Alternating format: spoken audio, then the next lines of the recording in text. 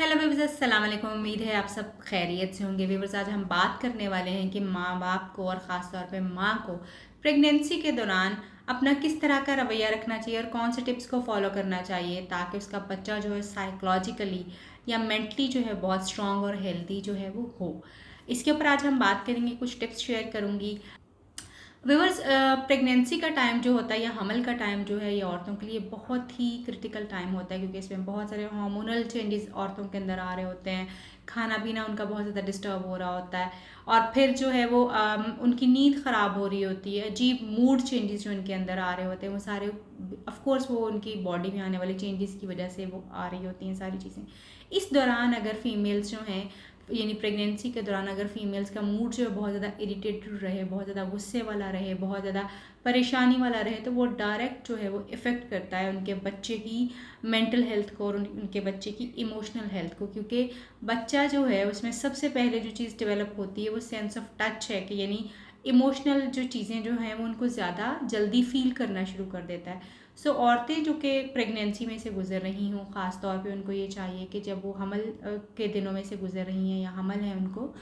तो अपने मूड को बहुत ज़्यादा काम रखने की कोशिश करें और मेडिटेशन जो है बहुत ज़्यादा करने की कोशिश करें। मेडिटेशन जो है वो आपको एक तो मेंटली पुरसकून कर देगी, आपके मूड को जो है वो चेंज कर देगी। वॉक बहुत ज़्यादा ज़रूरी है कि वॉक बहुत ज़्यादा करने की कोशिश करें। अपनी शेयरिंग जो है ख़ास तौर पे अपने उन फ्रेंड्स के साथ, अपनी उन फैमिली मेम्बर्स के साथ जिनके साथ आपको बहुत ज़्यादा मोहब्बत जो है वो शो होती है, जिनके साथ आपको मोहब्बत फ़ील होती है, आप कनेक्टेड फ़ील करते हैं, अपनी शेयरिंग उन लोगों के साथ बहुत ज़्यादा जो है वो करने की कोशिश करें। इसी तरह से जो है अपने यानी ऑफ कोर्स ये प्रेगनेंसी का जो टाइम होता है ये बड़ा ही क्रिटिकल टाइम होता है और औरतों के लिए बड़ा इमोशनल टाइम जो है वो होता है। और आदमी क्योंकि इसको उस तरह से नहीं समझ पाते और ना ही उनको एक्सपीरियंस होता है कि वो किस तरह से अपनी फीमेल्स को कैटर करें, तो बहुत ज़्यादा ज़रूरी ये है कि आप अपनी फीमेल्स को इस टाइम पे ख़ास तौर पे उनकी एक्स्ट्रा केयर की तरफ जो है वो जाने की कोशिश करें। जब वो इस तरह से अपने टेंट्रम्स शो कर रही हूँ, आप पे एंगर दिखा रही हूँ, या आपको जो है वो अपना इरिटेटेड मूड दिखा रही हूँ, या आप ये किसी चीज़ के ऊपर शाउट आउट कर दें, तो इसको बेयर इसलिए करें कि ये इस वक्त उनके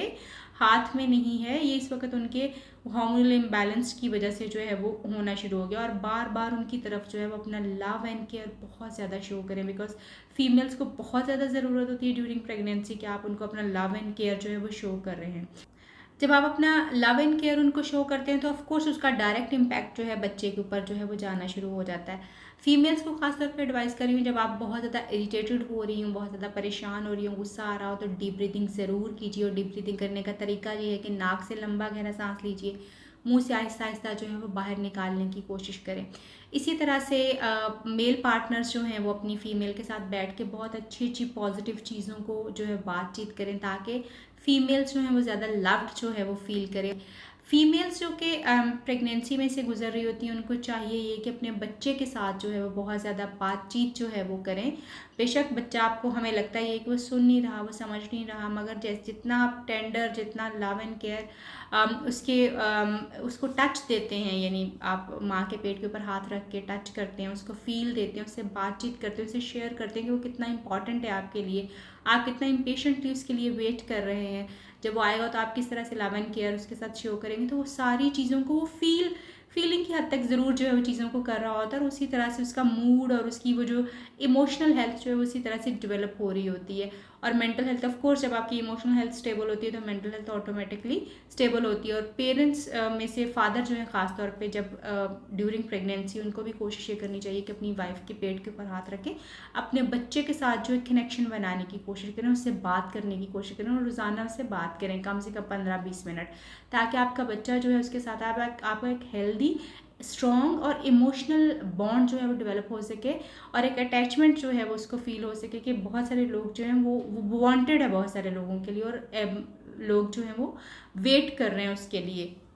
जितना ज़्यादा बच्चा इमोशनली साउंड होता है, स्ट्रांग होता है, वो उतना ही ज़्यादा बेहतर अपने रिलेशनशिप्स बना सकता है, उसकी अटैचमेंट्स लोगों के लिए उतनी ज़्यादा बेहतर होती हैं, वो ट्रस्ट लोगों को उतना ज़्यादा बेहतर कर सकता है। मगर ये सारी चीज़ें जो है प्रेगनेंसी के दौरान ही शुरू हो जाती हैं। सो माँ बाप को दोनों को ख़ास तौर पे जो है बच्चे की इन साइकोलॉजिकल नीड्स को ख्याल रखते हुए, इमोशनल नीड्स को ख्याल रखते हुए अपने रवैयों में, अपने मूड में चेंजेस लेके आने की कोशिश करना चाहिए, ताकि बच्चे के ऊपर उसका एक पॉजिटिव इम्पैक्ट जो है वो